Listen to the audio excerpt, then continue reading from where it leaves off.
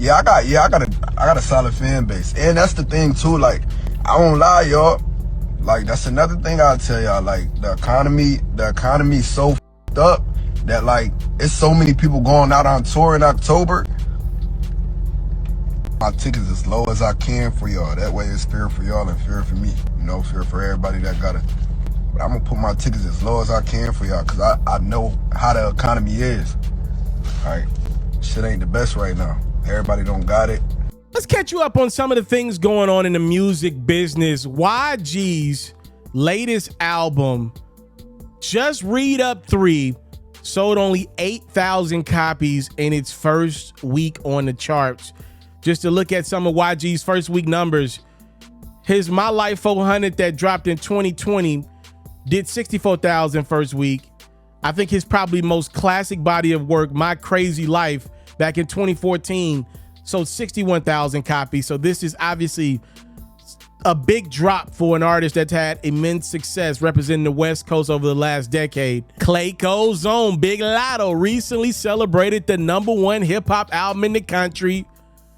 Her new project, Sugar Honey Iced Tea, debuted at #1, selling about 29,000 units in its first week, which landed Latto a top 15 album in the country. Latto's had success with songs like Big Mama and Brokey off her project thus far. She's also got a new record with Drake that's technically Drake's record that maybe stepped on her project a little bit, called Housekeeping Knows. For Latto, #1 hip hop album, but I'm sure that's a number that she looks at as maybe a little lower than expected. How about Travis Scott going crazy with a 10-year-old mixtape days before radio is going to end up going #2 in the country, right behind Sabrina Carpenter, and it's close. This is the biggest hip hop debut of 2024. Travis first released this project back in 2014. Happy 10-year anniversary. He sold 361,000 units first week on the chart. On the re-release, which a couple of new records added to that bad boy, a crazy, impressive number for Travis on music that's supposed to be old for the most part. He's still popping it, which just continues to solidify Travis as one of the biggest stars in music. It's not even close. Rod Wave recently received 35 new plaques for his gold and platinum contributions to the culture. And he also recently sold out Tampa, Florida, his hometown. Didn't even have to announce any other artists performing with him, though Rod did have surprise guests like Lil Durk joining him on stage.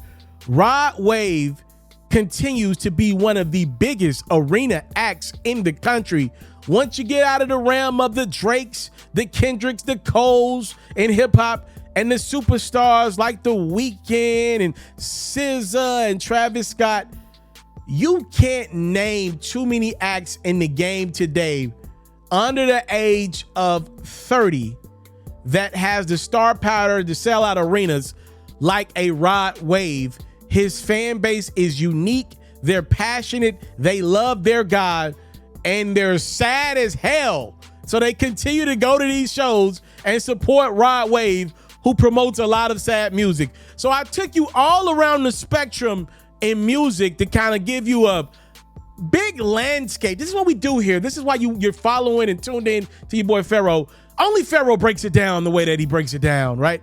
Like, I showed you some numbers that are probably not great, some numbers that are decent, and I showed you some numbers that are really great.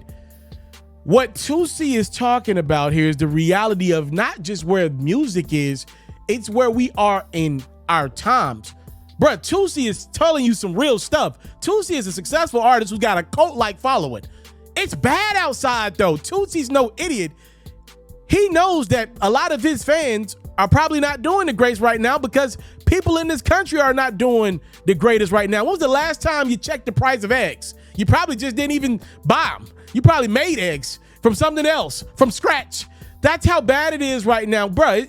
You can go get a bag of chicken right now, and you're leaving the grocery store probably paying $20 for a bag that's half the amount of chicken that you would have got a year ago. Matter of fact, I don't even know if it's chicken anymore. So yes, Toosii knows that he can't just be announcing tours willy-nilly if a lot of other big acts are going on the road right now. Some will call it excuses. I think he's being real about this scenario. He knows he's got a cult-like following, but if Kendrick's on the road with his following, if Rod Wave's on the road with a lot of his following loves Drake or Kendrick or whomever, or Rod Wave, those people are probably going to spend their $200-$300 to go see those people instead of going and seeing him. And Toosii's like, okay, because you can't avoid a lot of those service fees on Ticketmaster or these other ticket sites any darn way. You're going to spend $100 if you buy a ticket, no matter how cheap you make the tickets. I think Toosii's being a realist and telling you at these times, let me know your thoughts. I'm open for ears. I'm open with my ears. I want to know what you think about some of the ongoings of our country, as it's just tough right now, man. Tough for everybody right now. You know, a lot of people are in some of the worst financial times they've been in quite some time. By the way, you get on social media and you think it's the best of times for a lot of people out there. It is very interesting, to say the least. Let me know your thoughts. Toosii say he may not be dropping music right now because of these times, or doing a tour right now because of these times. I'm out. All right, y'all. The NFL season is here.